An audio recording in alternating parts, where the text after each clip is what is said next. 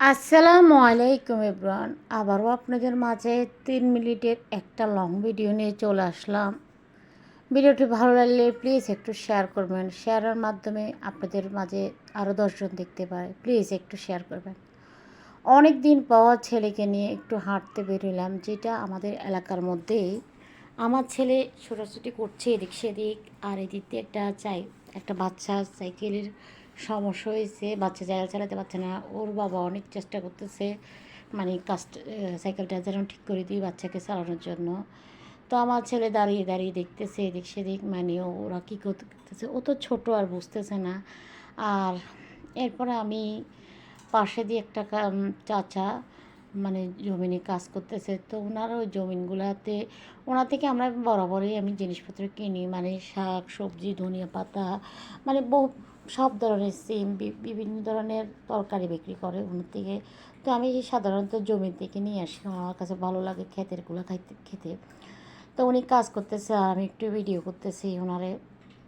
তো বলতেছি কী কী সবজি আছে জিজ্ঞাসা করতেছি, উনি বলতেছে কী কী নেবেন জিজ্ঞাসা করতেছে। এদিক দিয়ে আর দুইটা মেয়ে ছবি তুলতেছে ওনারা। তো আমি এদিক সেদিক একটু ভিডিও করতেছি পরিবেশটা। আসলে এইসব এলাকাগুলো একদম সবুজ ছিল, মানে সব জায়গাটা একদম নিরিবিলি, মানে সবাই শুধু কাজ এখানে মানে সবজি বেশি করতো, শাক সবজি বেশি হতো। তো এরপরে আমি চলে আসতেছে, দেখেন আমার ছেলে যেভাবে হাঁটতেছে মনে হয় যে ও কত হাঁটছে এইসব জায়গায়।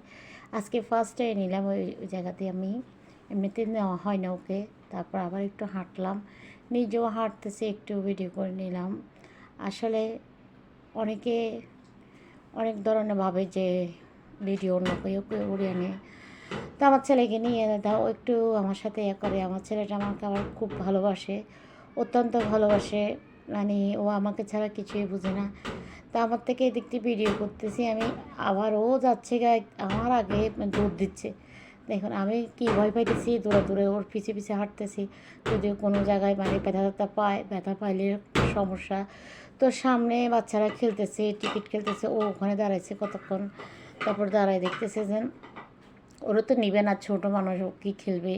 তা আমি একটু হাঁটতে বের হইলাম, আজকে অনেক দিন হয়েছে, মানে আর বাড়া হয়নি। আবার শুরু হয়েছে ওর দৌড়াদৌড়ি। তা সামনে দুইটা লোক দেখি আবার ওখান থেকে দাঁড়াবে, একটু তাকাবে এদের দিকে, তা আবার আমার জন্য দাঁড়ায় দিয়েছে, আবার নিজের মতো করে হাঁটতেছে। মানে ওরে নিয়ে আমি এক ব্যস্ত, কোথাও যাইলে একটু কথাও বলতে পারি না কারোর সাথে। তো সব ভাবিরে বেরোইতেছে, কিন্তু বলতেছে দাঁড়ান ভাবি, আমার ছেলে তো আগে আগে দৌড়তেছে। তো আমি ওর পিছে পিছিয়েই আছি। এরপরে বাসায় চলে আসলাম, আসি কাপড় চেঞ্জ করলাম। সবাই ভালো থাকবেন, আল্লাহ হাফিজ, আসসালামু আলাইকুম।